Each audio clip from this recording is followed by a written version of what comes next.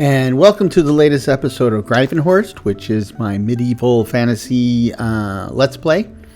Now, if you've been keeping up with the series, you've seen that we've been working at getting established and building and such. But, you know, the mod is based on, the world is based on fantasy and magic mods. And the core of that is Ars Nouveau, and we've gone quite a long ways without actually doing any of the Ars Nouveau stuff. So last time we started, right? And that opened up some possibilities that I hadn't really thought about before. But then in my new Londinium world, in the last episode, I basically set up... It's getting dark out there. I need to grab my bedroll so that I can snooze as soon as I hit the surface. Anyway, in New Londinium, last time we finally set up our advanced enchanting infuser, which allows us to do, it allows us to enchant our stuff, but not in the random pain in the butt Minecraft way, but rather in a deterministic and efficient way. And it dawned on me that with the Ars Nouveau stuff, one of the things I built last episode was a dowsing rod. Dowsing rod helps you find amethyst, and amethyst is what I need to start creating my first enchantment infuser, which is why we haven't built one in this world, because I didn't have any amethyst. But, you know, it's kind of a situation where working on one thing opened up the ability to work on something else. And in this case, I think what I want to do is put a bunch of stuff away and then go hunting for amethyst using the dowsing rods. So that's the plan. That is my plan. Now, once we get, assuming that the dowsing rod strategy pays off and that I find some amethyst, the next trick will be to get netherite. Now, I don't have any netherite at the moment, so we'll need to start that from scratch, and that is normally a major pain in the butt too. But that pain point is going to be lessened in this world because we are running mineral chance. And that mod allows us a small chance of finding a random mineral when we dig the native stone types in a dimension. And in the Nether, if you dig netherrack, you might find one of these minerals. And they can be a gold nugget, it can be a quartz cluster, or it can be netherite scrap. So it's just a matter of digging enough stuff. You will eventually have some netherite, and dig longer, you'll have enough. So that's the plan. I hope to get that done. If I do get that done, then the next question will be as to what type of armor I want. Because armor I have now, it's just the vanilla iron armor, and we want something better, right? Now I have the Epic Knights mod and most, if not all, the add-ons for that. So we need to spend some time figuring out which of those bad boys we want to go with. Why is this not working?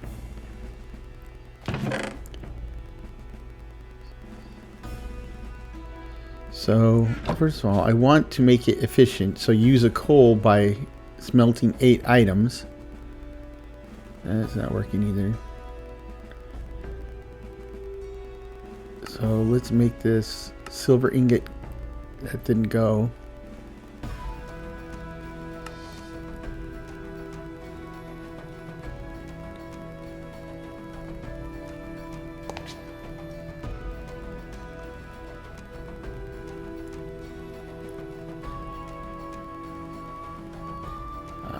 Okay.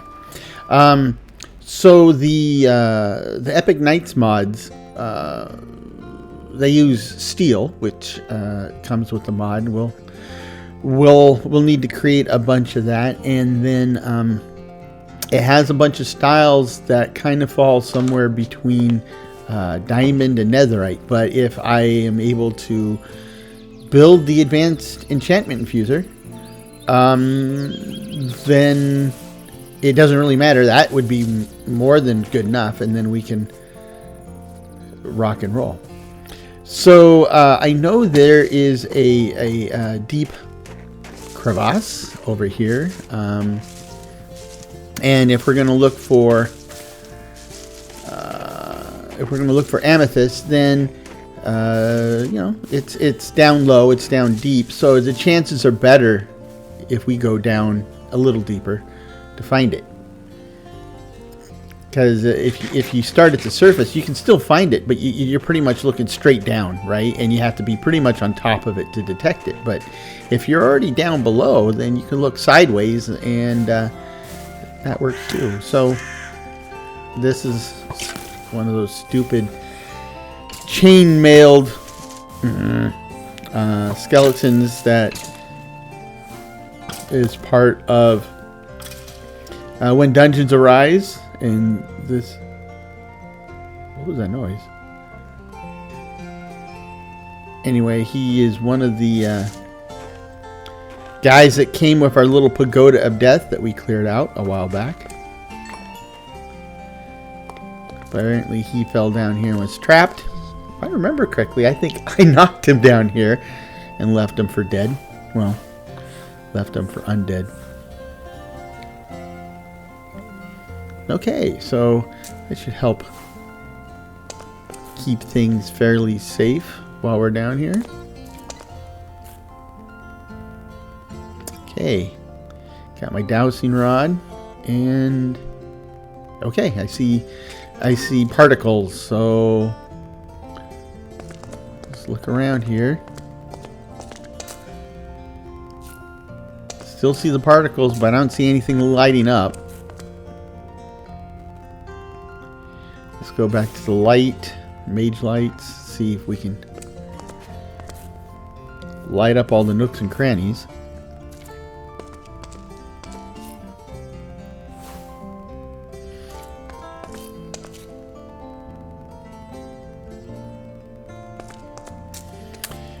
So I thought I was borderline sure that this would reveal some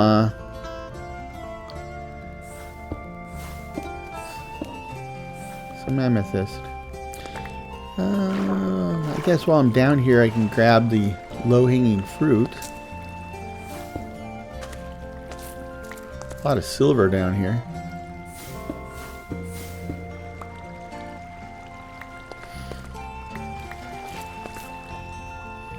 I'll have to check to see what I can do with all that silver.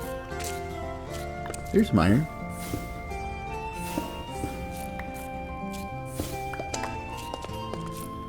Nice.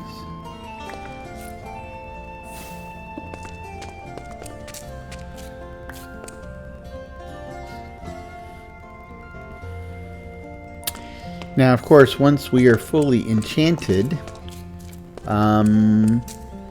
then we can turn and burn with a little more confidence than we have up to this point. Now, that being said, I actually felt pretty good, fairly confident already with the spells provided by Ars Nouveau. Pretty good indeed.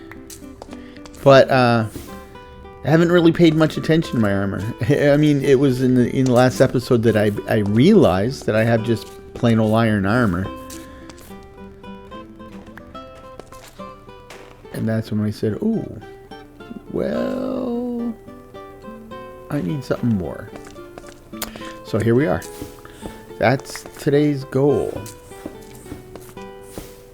I keep hearing something go,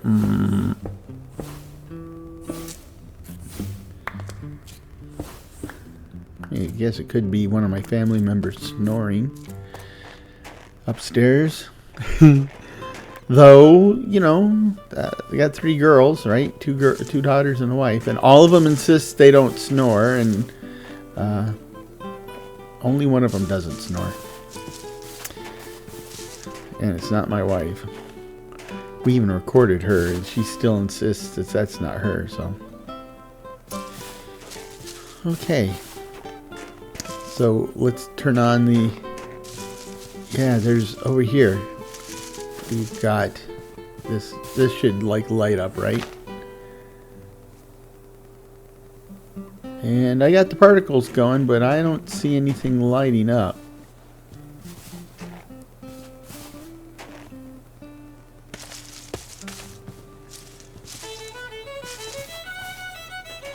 I wonder if I'm too high. I don't think so. I don't think so.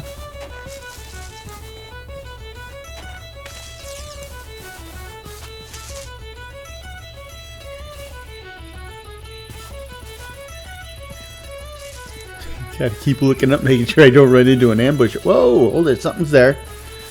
Something's there. But I don't think you have amethyst sitting on the surface. Maybe it's a chest or something.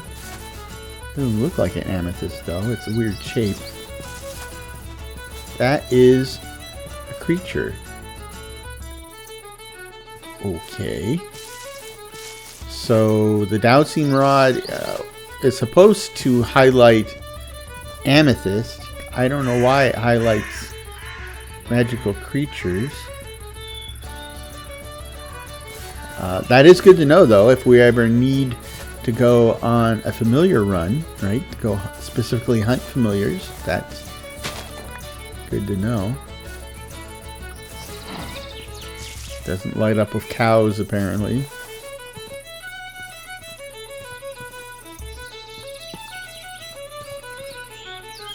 I don't really want to go exploring with my head down in the ominous forest, or ominous woods, or whatever they call it. That's just bad news.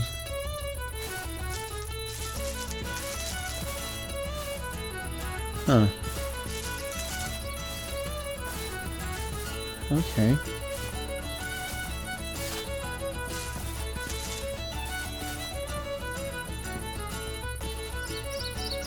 Make sure there's still particles going. Got my detector still detecting.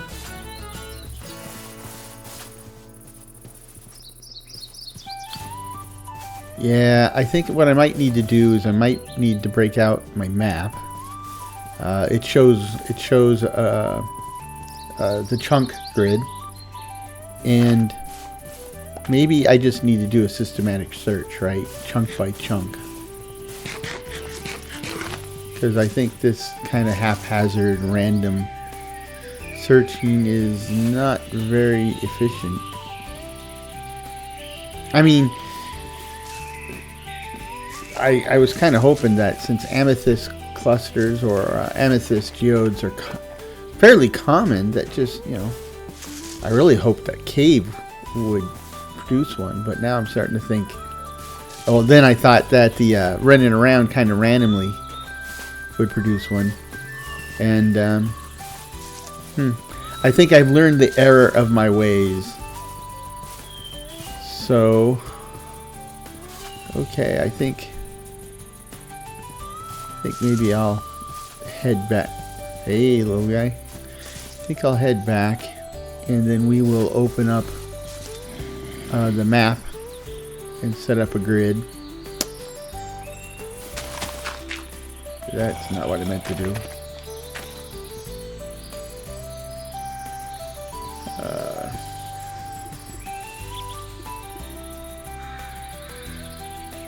I hear something noise. Okay.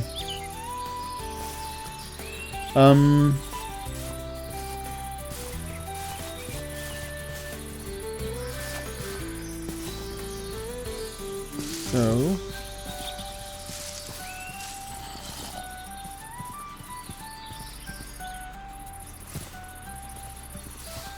okay. Let's just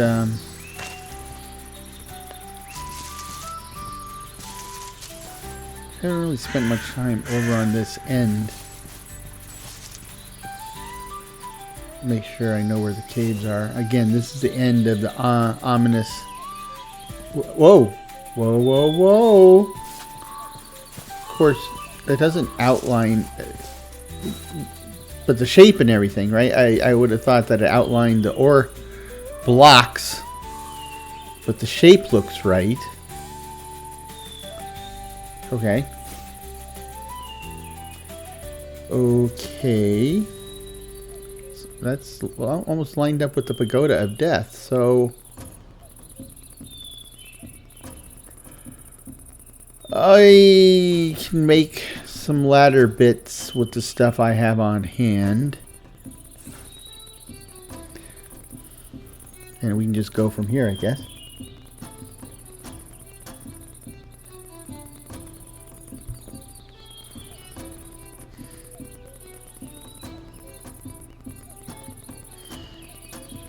We need a bunch of sticks. And then we need some pieces to use with the sticks to make ladder bits. Oak ladders are my preferred ladder. Birch ladders are okay. I don't really have... Yeah, we can make spruce ladders. They're kind of goofy looking, but not as bad as dark oak. That's really bad. And I should probably switch to shovel, except that I ran out of dirt. So we'll just dig by magic from now on. And I just need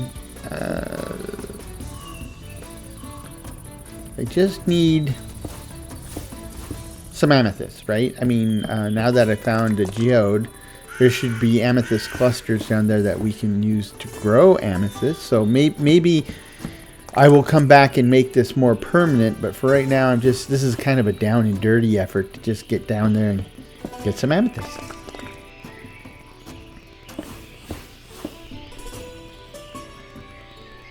But when we dug our central shaft, which isn't really all that far away, we didn't hit any major cave systems, so I expect that there's probably not... I was wrong.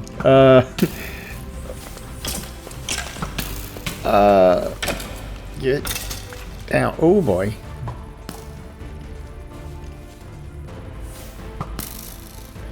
This is not what I intended.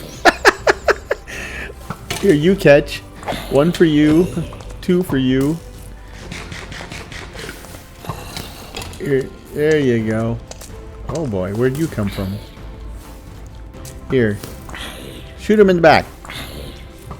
Good boy. Excellent. Thank you for the assist. Jerk. Okay.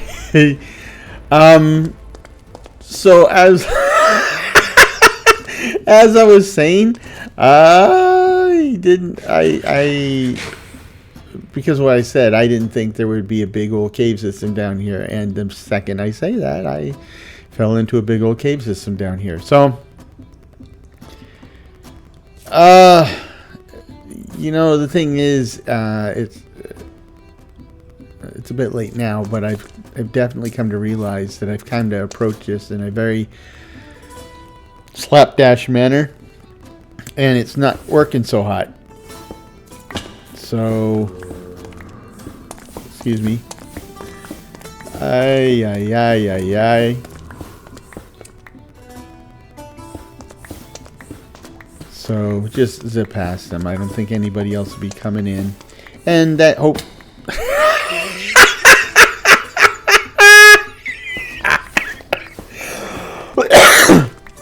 So, I was about to say, well, hopefully that's the last of the cave, but it's not. Now I've got...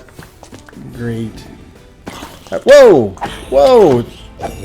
This is a one-person hole. Hello, hello. Get your own hole, you jerk. Okay. So, whoa! Oh! Man! Am I by a spawner or something? Why are they... So they're catching on fire because it's open to the sky.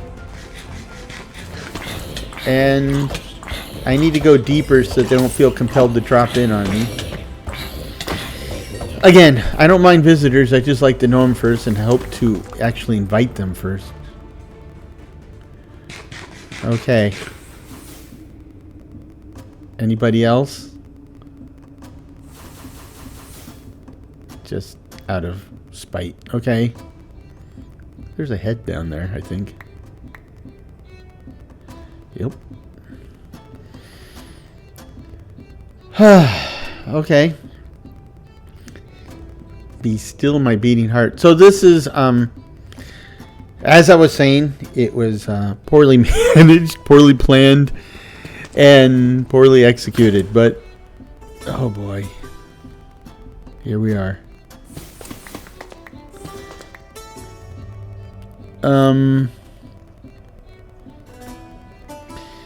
Make sure there's no lava sea that I'm going to drop into down here.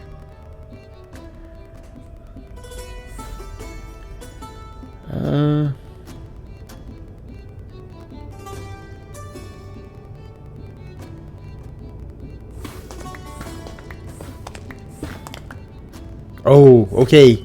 We're in. Thank goodness. I don't think I could take much more of this. Let's light this up so that I don't have anybody waiting for me next time we come back down.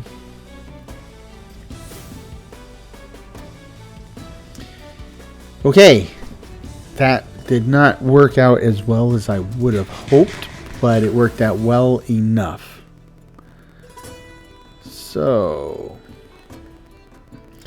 let's use scaffolding from this point.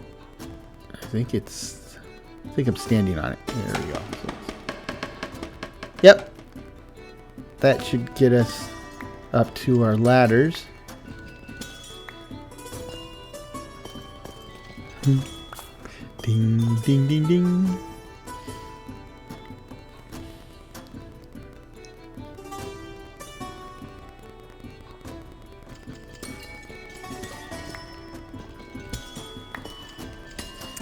So this is, I only need, I think I only need 2 pieces for the, excuse me, the infusing chamber, the enchantment infuser, but, you know, they're useful for a lot of other stuff. Plus, one of the things I've been talking about all along is, eventually we want to use the phantom rails found in the Steam and Rails mod to build cool magical create-based train systems that don't look like create-based train systems. But you know, in this game, because we use Serene Seasons and Hourglass, we don't have phantoms spawning in this world. And without the phantoms, we can't get phantom membranes, and without the phantom membranes, we can't make the phantom track. So there is a recipe. Oh, that's why it stopped. Whoa. Okay. Oops. Okay. I guess we'll just need to make some more. And that's not enough. I'm going to need to make some spruce ladders. Anyway, yeah, so since we don't have the ability to spawn phantoms, because with Hourglass running every night's phantom night, there's no way around it. So we turned them completely off, but then where do you get your phantom membranes? Well, I added a recipe for it. It requires paper and amethyst, and the paper I can get. The amethyst up to this point was a problem. So there we go. We should be able to, when the time comes, build our magical transport systems.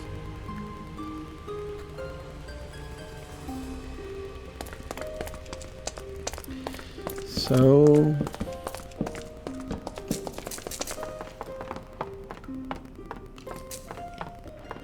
oh, there's bad guys in the neighborhood.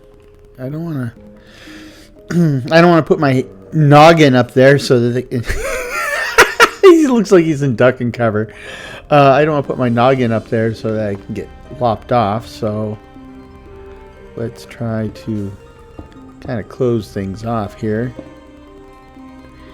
while I'm working out my slapdash escape route.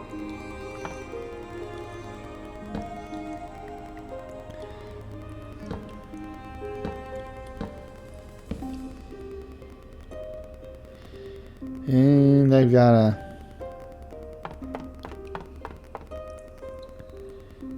need to get some other blocks to put my ladder on.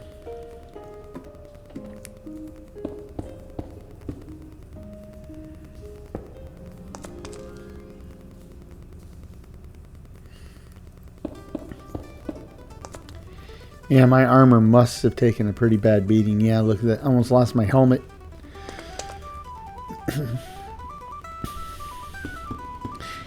I mean, in the heat of the moment, I almost lost my head.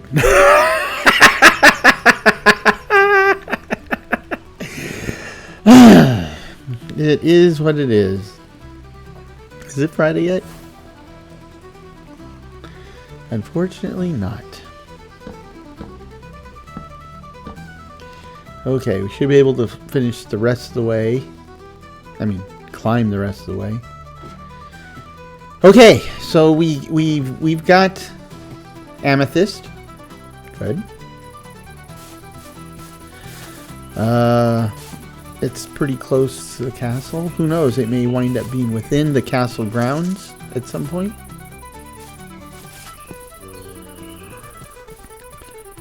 It's the same little goblin zombie that we had last time.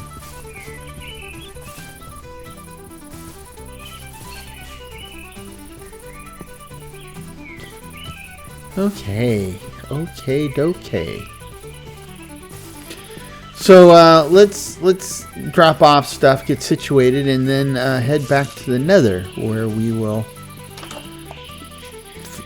do some mining and get us some Netherite scrap.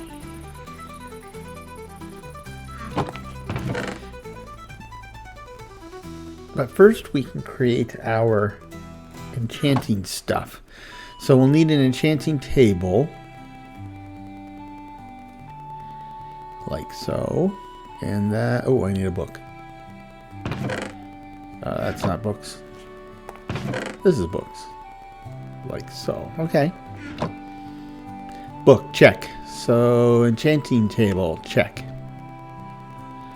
Okay, next we need the infuser, the basic infuser. And that's that one. And I got everything I need. So next we need the advanced enchanting infuser. It requires netherite, so that's what he said.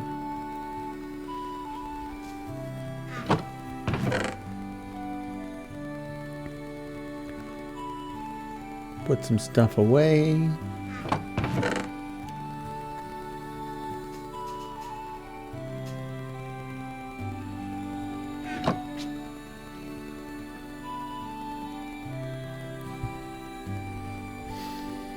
Kind of compact things up a bit, take up less space.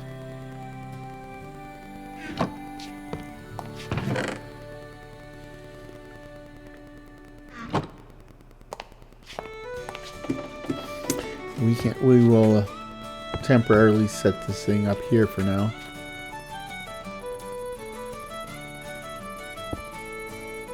And now that I did that, I think maybe I might move it back to where all the other magic stuff is temporarily.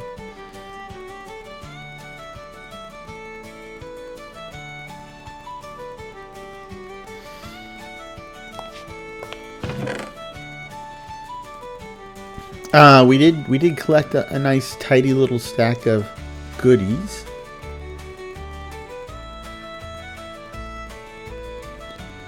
So yes, that's the ice and fire silver. This one's still not going, right?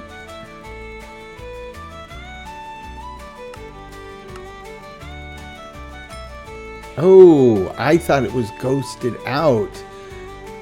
I didn't realize there was one in there.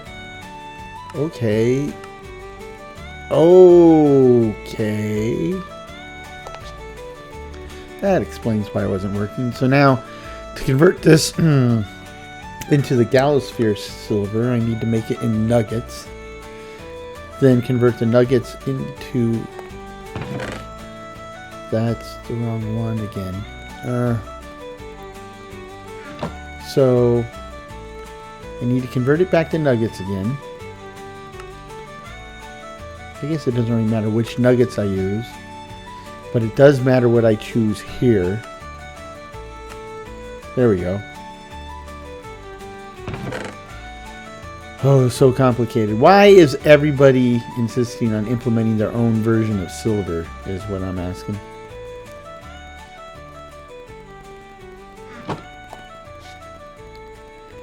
Okay.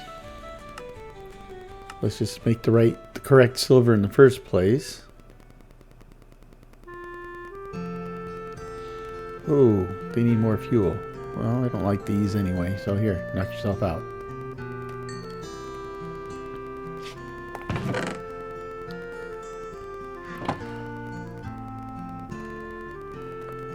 Make some bone meal, but apparently I have plenty of bone meal already.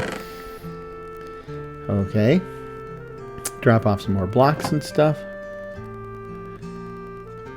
And let's run off to the Nether. You know,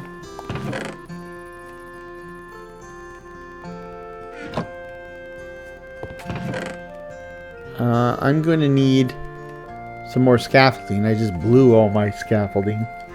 So before we leave, let's go harvest some flax, make some string, then go harvest some bamboo, make a mess of scaffolding to take with us. Because what I'm kind of thinking is, I don't remember what we did in the Nether here. Oh. I heard a zombie and then I back into a thorn bush. Perfect. Yeah, I hear you. They, if I remember correct, I don't remember correctly. I don't know. So, but I'm pretty sure we haven't started digging the central shaft in the Nether yet. And I mean, we got to do it anyway, and to me, that seems like a great place to do digging and find netherite, right? So, oh, there we go. So let's go get some more bamboo, get the scaffolding, go dig, get the netherite. Bob's your uncle. Easy peasy lemon squeeze.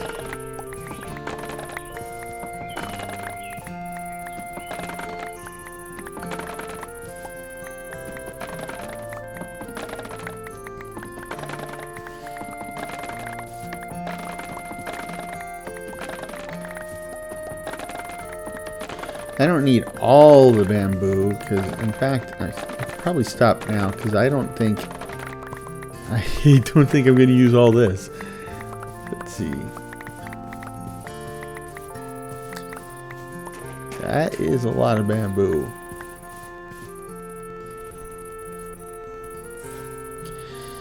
More than I'm going to use, I'm thinking.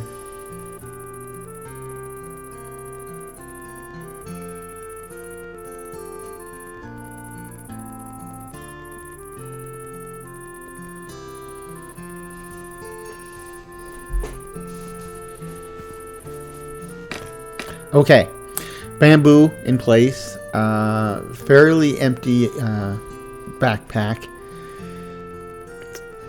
have a partial stack of cobblestone, And let's just put all the weird stuff up into the backpack. Because I'm going to be coming back with a mess of netherrack. This goes with the territory.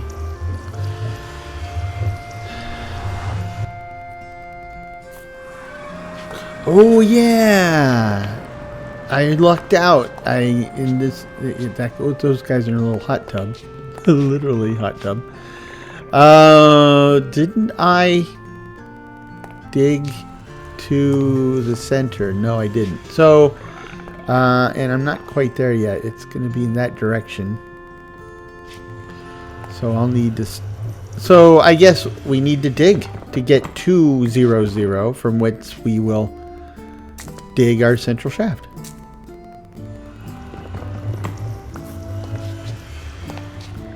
Okie dokie.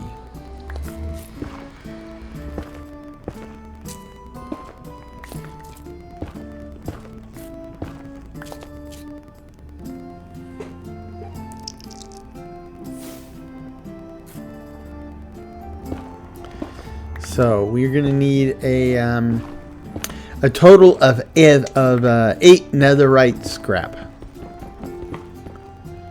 So right now we have 0. Big goose egg, nil, not a zip.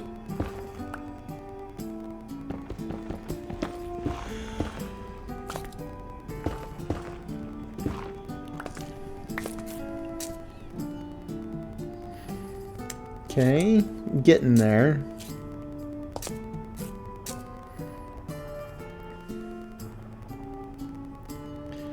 Getting there.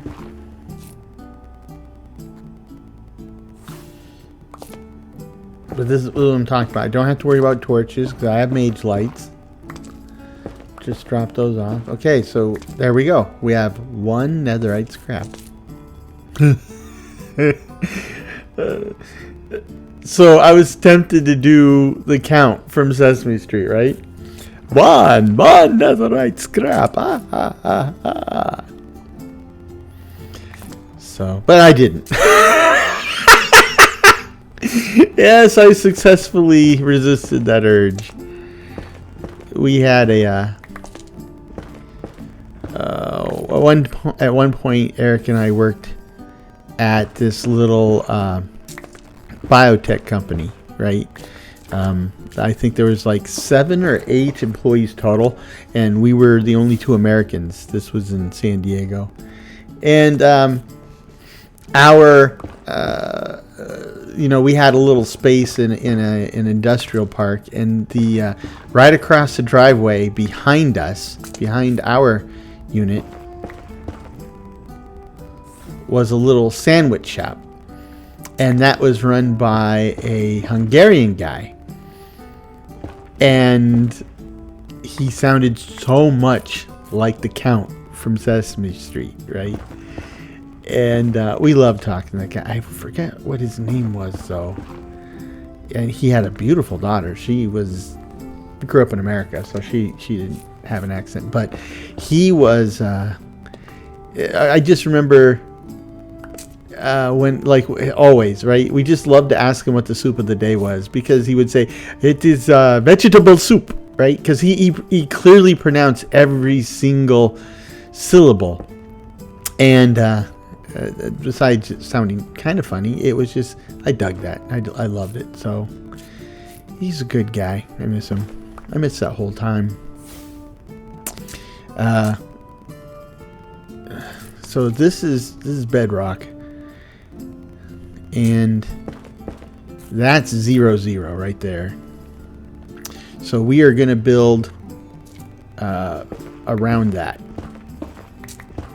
This is the bottom, or will be the bottom, of our central shaft in the Nether. So there's my netherite scrap. 7 more to go. Hopefully I don't unlock any pockets of liquid hot magma, because that would be bad. in an enclosed space. Though all you have to do is pop a hole in the ground, and as long as the hole's closer... Oh! Two netherite scrap.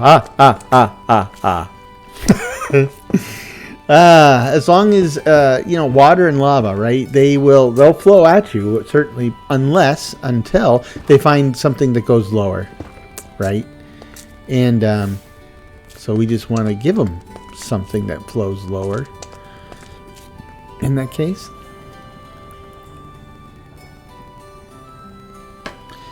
Okay.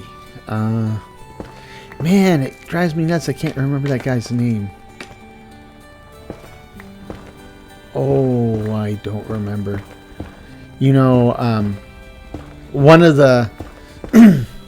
he was one of the members of our company, but he also had his own business, which was next door, was this cool old guy named Helmut, right? Helmut Mueller. And Helmut had to be in his 70s at that time. He had to be in his 70s. And yet, every weekend, he would go out hiking 10, 20 miles a weekend. Easy, right? So, I was in my early 20s, and yet I'm pretty sure Helmut could have beat the crap out of me. 4 ways to Sunday. He tough, wiry, strong old guy, and he had this deep voice, right? It's like, picture Sean Connery and then knock it down another octave. It was amazing. So he was also one of the nicest, sweetest, coolest, and smartest guys I've ever met in my life. So, I'm sure he's long passed on, because this is 30 years ago. He had to be older than Stonehenge at this point. But, he was really cool. He was, his little shop next door, he was a machinist, right? And he had a beautiful machine shop. And Helmut was from Munich. I mean, not Munich. Might have been from Munich, but he was from Bavaria. So that was, I guess he's been climbing mountains his whole life.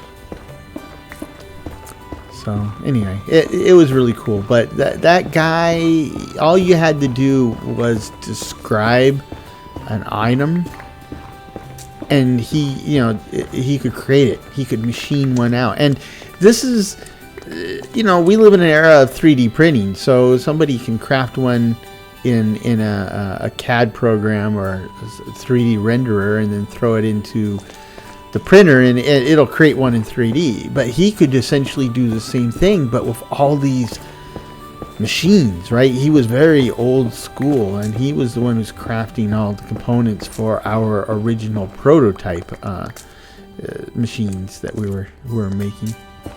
That company did very, very well. And I was offered stock options. If I had taken them, that would have been a nice financial jump start to my young career. But, the thing with stock options, nowadays they give you stock grants. They'll just say, here's a bunch of stock, period.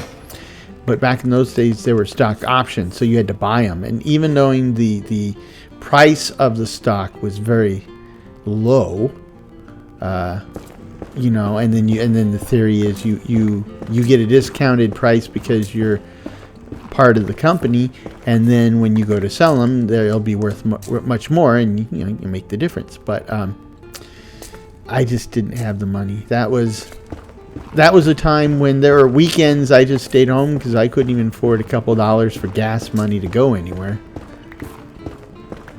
The good old days.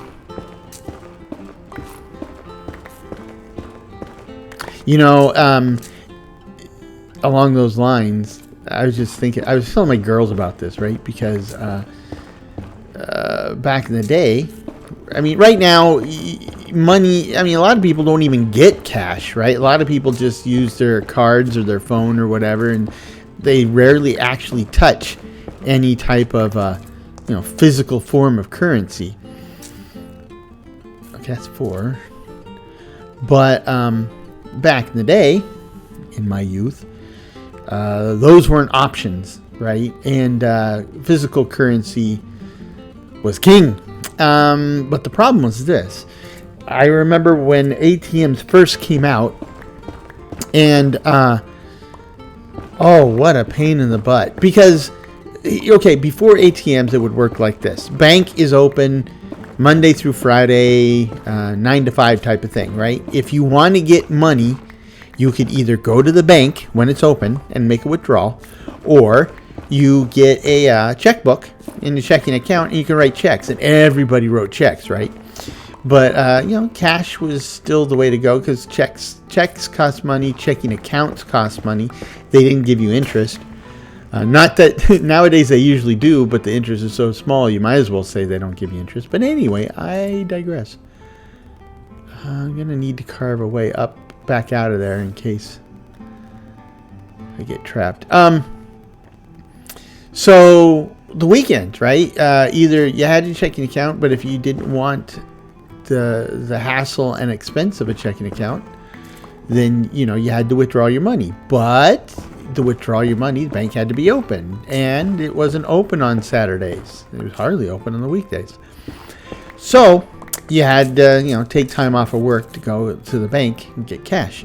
Then they came out with ATMs, and that was really awesome, except back in those days, your bank would issue an ATM card to you, and the ATM card was only good in their ATMs. So like if you were part of a credit union or some hometown bank where there's only one branch, well, your ATM card worked only for that one branch, which wasn't so bad, I guess. I mean, you probably bank at one that's close to you, but the problem is that the cash machine, the ATM machine, back those days, you could only get out, I think, the maximum of 300, which was more than enough. Nobody needs 300, but it didn't matter because by Friday night, the ATM was empty, right? So you're thinking, oh, I don't have to get cash on Friday anymore to see me through the weekend.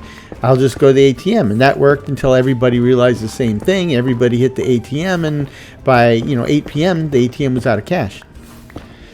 So later, some of the bigger banks would then have, well, you could use this card at any of our ATMs. And we've got 12 different locations to serve you. And you're like, ooh, that's nice. And then it just got bigger and bigger, right? Then they started having networks where like little banks that would only have one branch would band together with other little banks that have only one branch. Now they're part of a network. Oh, I just noticed I got three netherite scrap. Anyway, so then you had networks, and then it just kept getting bigger and bigger. And now you could even go to another country and use your ATM card and pull money out. And yeah, of course, there's like 4 different groups handling your money, and they each take a piece of the pie. But it was a very interesting time in those days, right? You had to kind of plan your finances out ahead of time. And going back to where it got me started off on all this is there was weekends where there was no money in the ATM. That's okay. I didn't have any money in the ATM in the bank, so those were the days. I don't really look back on those and think of them in a negative light, though. I had a pretty good time of it, and this was long before we were working at Microsoft, so Eric wasn't Mr. Moneybags yet, but he still had more money than me. He had his own business. So a lot of times, most of my weekends were spent running around with them anyway. And the rule eventually became, because, Eric would say, hey, let's go do this. I don't have any money. And he kept trying to invite me to stuff that required money. And eventually he realized that if he wanted me to go, he's going to have to pay. So then it just became the rule. If he invited, it's assumed that he paid. Okay. It worked better after that. Then I got better employment, more stable employment. I had money finally. Of course, then as I had more money, so did he have more money. So then the problem was, hey, let's go do something. Well, I have money, and he's like, yeah, but let's go do this. And it's like, whoa, that's crazy expensive. And that became the theme for the rest of our lives. No matter how successful I was, he was more successful. And, four netherite scrap. So, it's like, hey, look, we got a new car. He's like, oh, I want to get a motorhome. Okay, go ahead, right? Hey, we're gonna go on a weekend trip over here. Well, we're flying over to Ireland. Okay, just always something. But of course, it all changes. Like when you get married, right? Because then it's not whether or not you get along. I mean, we did. We got along just fine. Then it's a matter of like, do your spouses get along, or if only one of you has a spouse, how does that tweak the relationship? And yeah, that did put a damper on things for a while. I think we were so close that both of our spouses felt threatened by that relationship. Didn't need to be. I mean, though I do admit that when we were together, we had a tendency to be make bigger asses out of ourselves than we normally were, but that's a guy thing, right? So you get a bunch of guys together and they feel compelled to be even more stupid guy-like than they normally are. That's it's just nature. Though, and I will say, having a bunch of young guys get together and being stupid is a lot, certainly more interesting, but a lot more dangerous, potentially bad, than a bunch of old guys getting together and being stupid. Because as I mentioned before, the whole one of the prerequisites of being old is to survive being young, and any mistake you make early, if you survive it, that was an important life lesson, and it just helps ensure future survival.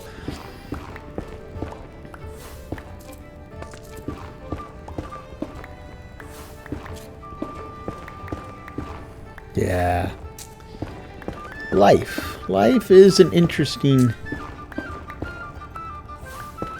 thing. It's a gift. I mean, you'll hear that. Lots of people say the gift of life, but I don't think they really ever stop and think about the gift of life. And of course, maybe it might not seem like so much like a gift if you're born to some pretty rotten circumstances, but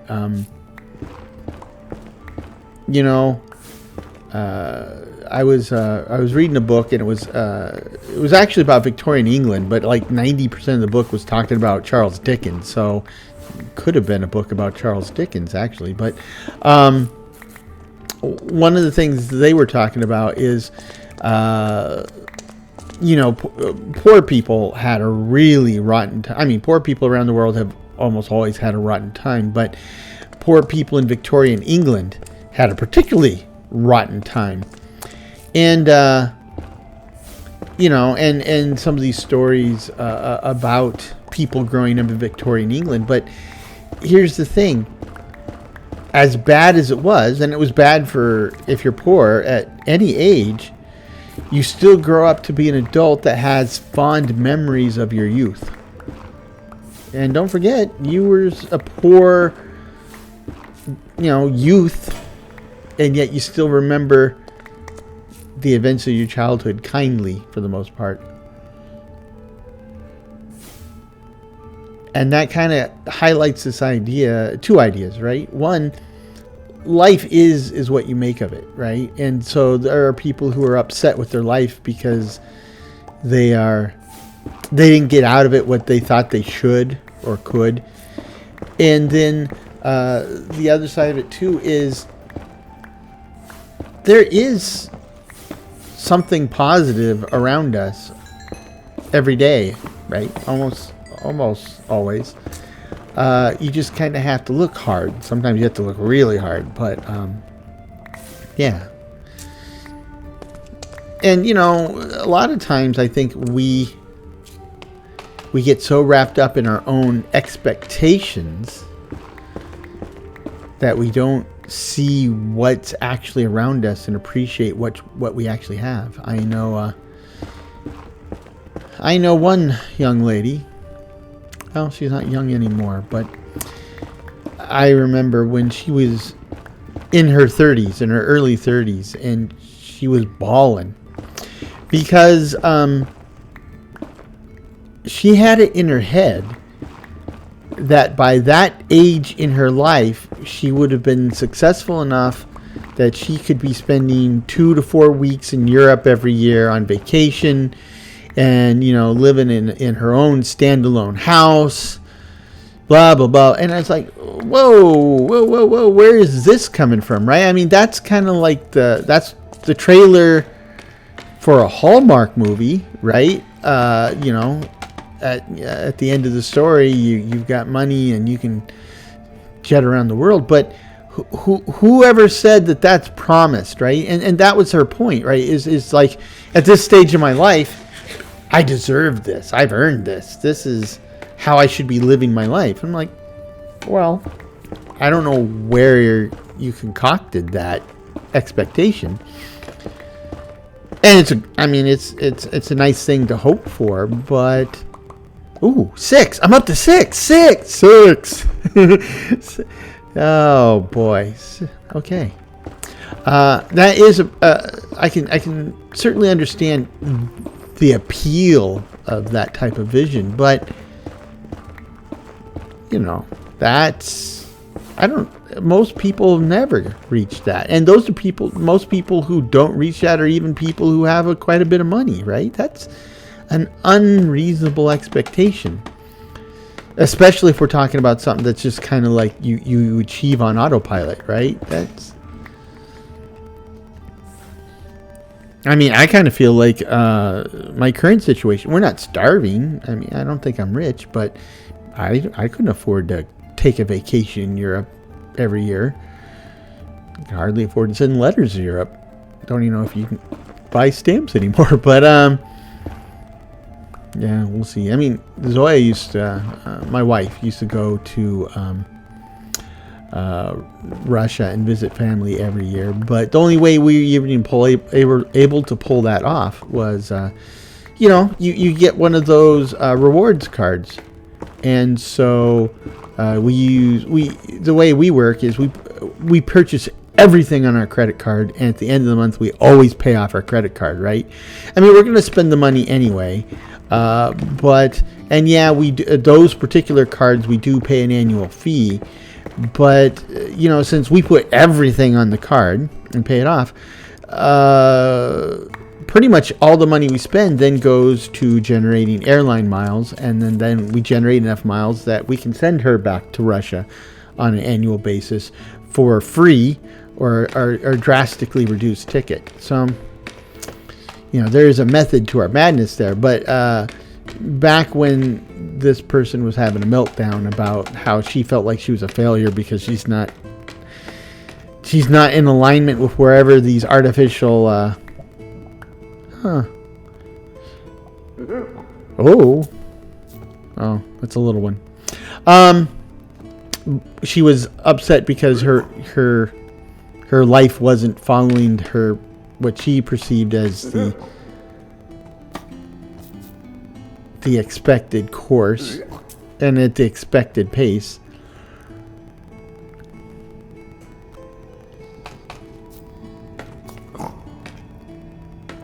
I really don't want to stick my head up too much here, unless they get lopped off. Not by this kid, but usually when there's kids, there's helicopter parents.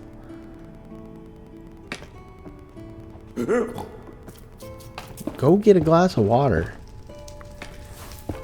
Oops.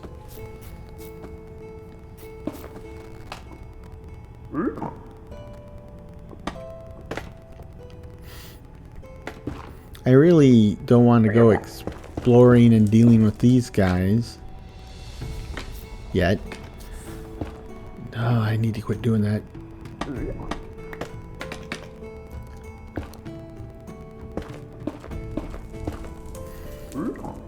Right? We'll just climb on up past this opening and then resume our mining. Like so. Guess I need to go a little bit further up.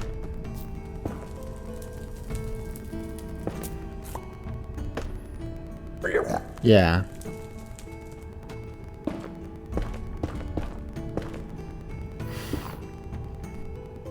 Anyhow, So yeah, people can be funny that way, right? There's a book by John Steinbeck. He wrote a lot of these great classics, but it's a thin book, right?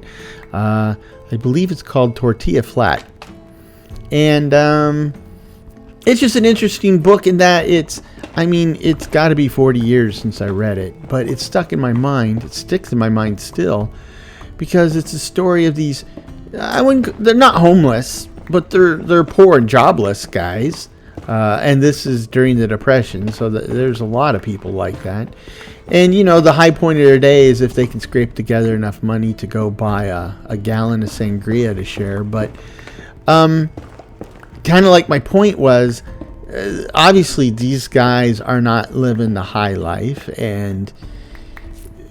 But when the life they do lead has little pleasures in it too, and they talk about some of those, right? And sitting in the sun and just appreciating the warmth, and like they get that bottle of sangria and share it. It doesn't get much better than that for a few hours, right? And I think in the case of this woman, and probably a lot of us, we kind of have it in our head that success and happiness is us on a jet ski someplace, maybe in the Bahamas, flying first class, doing all these things, eating at fancy restaurants. Well, yeah, that's all pretty cool and pleasurable and all. But there's a lot of great things in life, about life, to be had that don't require any of that. I remember...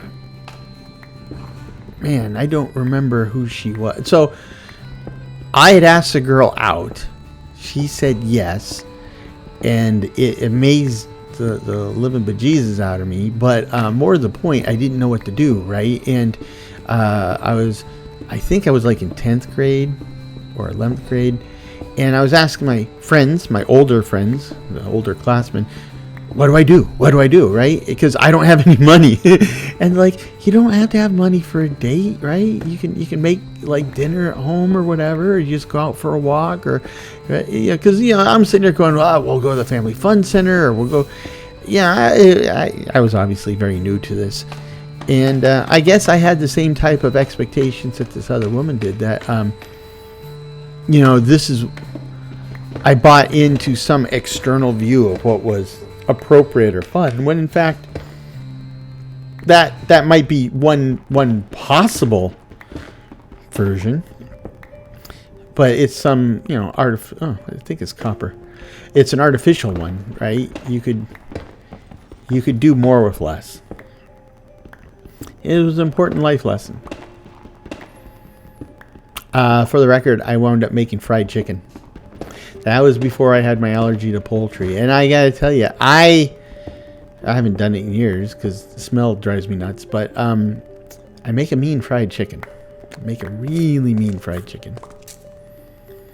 Now I'm making myself hungry thinking about that. That's part of the problem. When I developed my allergy to chicken.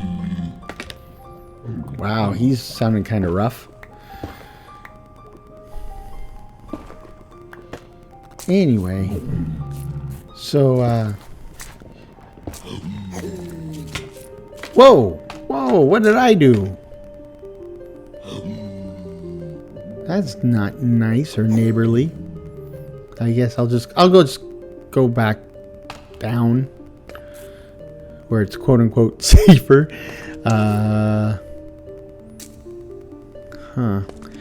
Let's go back to the initial chamber. Maybe mine some there. Just stay in the place where it's just netherrack. Anyhow, the problem with being allergic to poultry, the problem with me being allergic to poultry, and when I became allergic to it, was when I had the allergy. That was about so I was 20, so it's about 1987. And that was about the same time that they really started pushing the idea that like red meat is bad for you, right? White meat, chicken is much leaner, healthier cut. You really need to focus on eating chicken and fish over red meat. I get that, and I would have been perfectly happy to follow through with that and go with it, but it all happened at the same time that I became allergic. So even as I'm being told by the doctor, stay away from the poultry, the rest of the world, the doctors are saying, embrace the poultry. And Madison Avenue is right there with them. So while I'm now not able to eat poultry, suddenly on TV, we're showing like the broiled chicken sandwich, crispy chicken sandwich, broiler chicken, rotisserie chicken, chicken pot pie, turkey. Oh, it was killing me, right? So not only am I being told that I cannot and should not eat one of my favorite foods of all time, but one of my favorite foods of all time is now like the being broadcast as the primo choice for everybody. It was bad. So I was tortured. Oh, seven netherite scrap. So that was painful. Oh, got the 8. Done. And there we go. Now, looking by the clock, I really should be wrapping this up, but I'm not going to wrap it up right away because we're too close. So, like I said, I kind of hoped to enchant a set of gear. I don't really have enough experience anyway, but what I want to do is I want to make sure that we get our advanced infusing or infusable, and then we'll call it a day.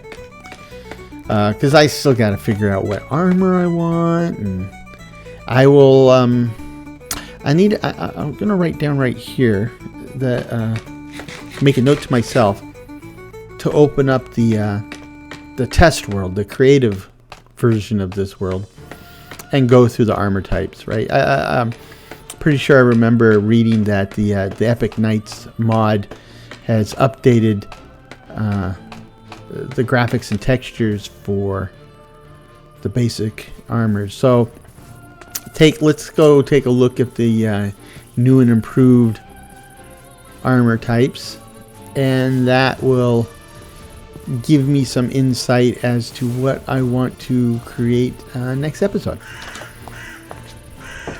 And the thing is that I think that means I will be, well, so in New Londinium I'm armored up and almost fully enchanted up.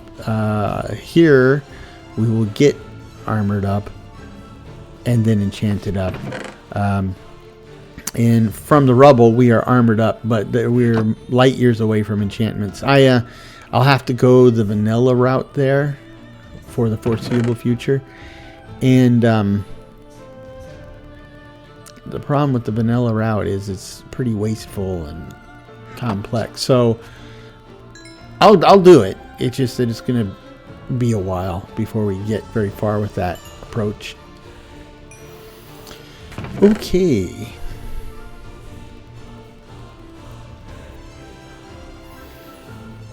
I need 6 more. That'll do it.